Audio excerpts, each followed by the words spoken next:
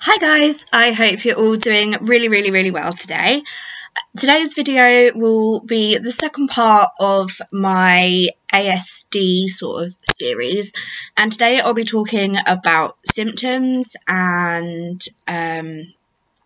triggers. So there are many, it's a very broad spectrum condition which makes it incredibly difficult to pinpoint certain symptoms, but there are a few that kind of cover every base. So there will be social difficulties. I will link down below a few websites if you believe you may have ASD, or if you know somebody who you think has ASD. I will link a website down below for you guys to check out so that you could maybe match up some symptoms. But social issues do tend to be quite high on the spectrum here as a symptom. Many sufferers of ASD suffer with severe social anxiety, and this is because we can't understand why society works the way it does. So within a conversation, we may interrupt at the wrong points, we may monologue. So we might just talk about a topic that we really enjoy and don't leave anyone else any room to kind of jump into the conversation. Women in particular, we tend to camouflage. So eye contact is a massive thing within ASD. I don't make eye contact with anyone when I'm speaking to them, but in an attempt to make it seem like I am making eye contact, I stare at this part, I stare right in between someone's eyebrows, and that makes it appear that I'm looking at them in the eye. Most people don't notice the shift in gaze. Other people with ASD might notice it, but if you're just talking to somebody who isn't on the spectrum, the chances of them noticing it are really slim.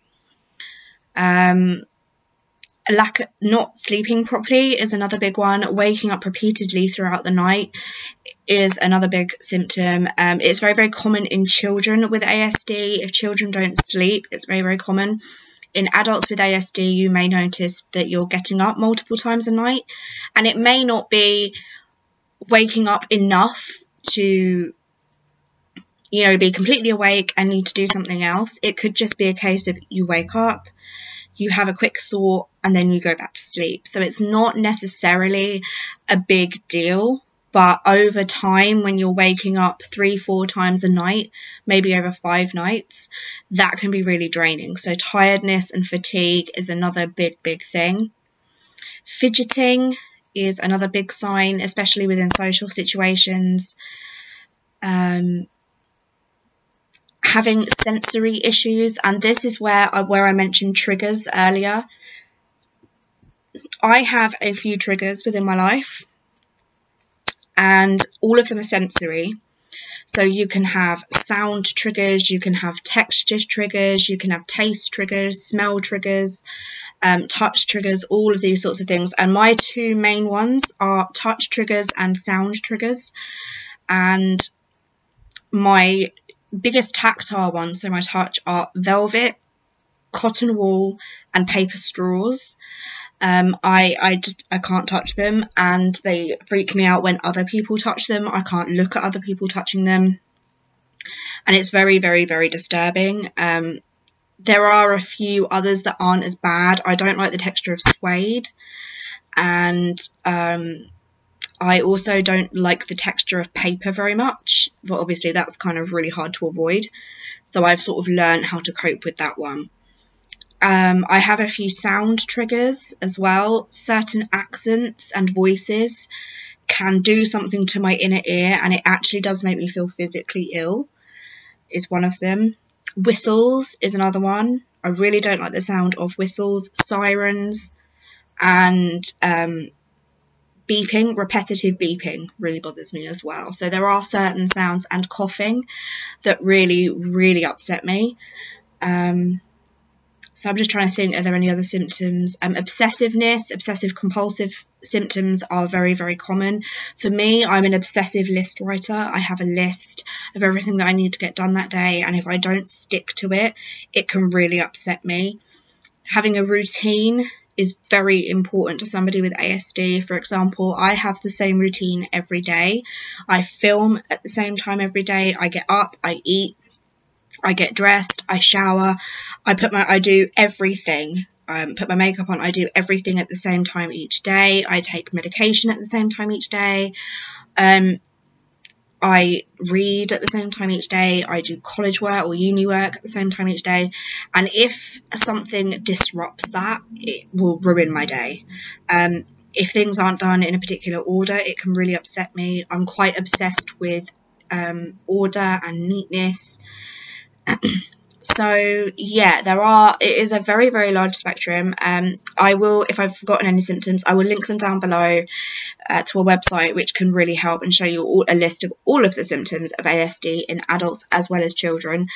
And yeah, I really, really hope this video was informative for you. It's really, really good for me to be able to talk about this. One of the things that I discovered when I was diagnosed with ASD is that many people don't believe in it. My mum, for example, didn't believe me when I said that I've been diagnosed with ASD and that it's not a real thing, that to be autistic means you're nonverbal and you only exhibit these particular behaviours, and that's simply not the case. A couple of friends have said, but you know, you still have friends, and I'm like, yeah, I do, but I've never had a best friend. I've never had a long-term friend. I've never been comfortable in social situations. I'm very uncomfortable, and what I tend to do in social situations is I withdraw, which makes it seem like I'm rude or I am not interested, and that's not the case. So just remember, there is nothing wrong with you. You think differently. You're neurodiverse. You are amazing. You are interesting. And just because you're not the same as everyone else, it doesn't mean you're bad or you're mad or there's something wrong with you. So I really, really hope this video helped. And I will see you in another few days to talk about a couple of other things to do with ASD. I've got a couple more episodes in my series coming up. So I really, really hope that this helps you, and I really hope you enjoyed the video.